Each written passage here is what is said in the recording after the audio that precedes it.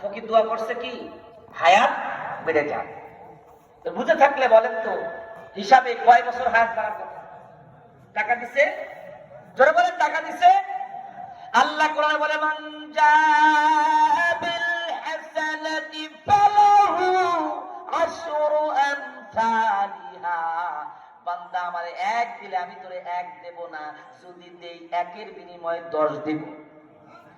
আর আস্তে কোন আমি আল্লাহ বললাম হায়াত যখন দিতে চাইছি তোরে আমি 6 দিব না, 6 গুণ 10 কত? কিরে নাম তো পারে। আল্লাহ বললেন আমি তোর 6 বছর না আরো 60 বছর হায়াত দিয়ে দিলাম, কারণ বিপদ থেকে বাঁচাইয়া দিলাম, দোয়া কবুল কইরা নিলাম। ওগো নবী দাউদ রে,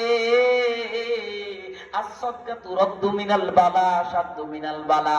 সদকা দিলে, দান করলে বিপদ কেটে যায়, আল্লাহর হেফাজত এসে যায়, সংসারে অপমৃত্যু হয় না, ছেলে মেয়ে দাপায় মরে না, গলায় দড়ি নেয় না, অ্যাক্সিডেন্ট করে না। সুবহানাল্লাহ কর।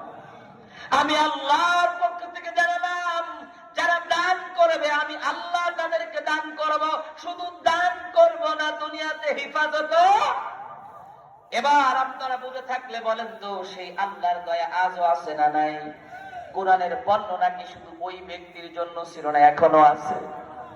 আমি আপনাদেরকে বলি অধিকাংশ হাত তুলেছেন এই অরাজনৈতিক একটা মঞ্চ, কোরআনের একটি বাগান, যেখানে আপনার কেউ বা ছাত্র দিয়া, কেউ বা লজেন দেখে, কেউ বা পরামর্শ দিয়া, টাকা দিয়া, পয়সা দিয়া, সম্পদ আর অর্থ সময় দিয়া এই জায়গাটাকে টিকিয়ে রাখার চেষ্টা করছেন, কারণ একক ব্যক্তির দ্বারা তো এগুলো সব সম্ভব হয়নি, হওয়া সম্ভবও না। অতএব আল্লাহর ঘরের জন্য আমাদের সন্তান, নাতি পুতি এগুলো দেওয়া দরকার আছে না নাই? কিছু সময় দেওয়া দরকার আছে না নাই?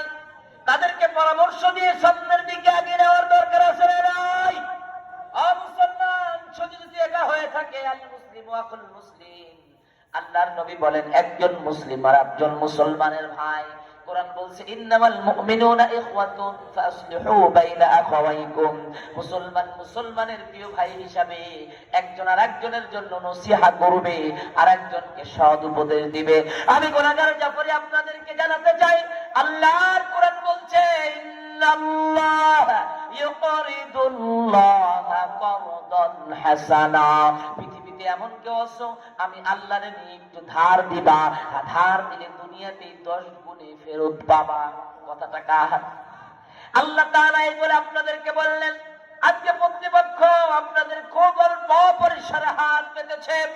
আপনারা জানেন এত বিশাল জায়গার মধ্যে যেখানে গোরস্থান আছে, প্রতিষ্ঠান আছে, উন্নয়ন কল্পে, যেখানে আপনারা আমার আসল বাড়ি, ফেরেশতারা ডাক দিলে ইচ্ছায় অনিচ্ছায় যেতে হবে ছাড়ি।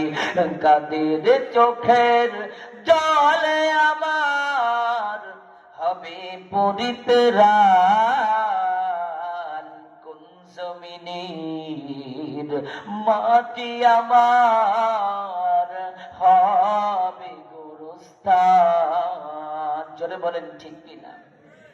কারায় আমায় মাটি দিবে, কি পরাবে কাফন, কারায় আমায় কেঁদে কেঁদে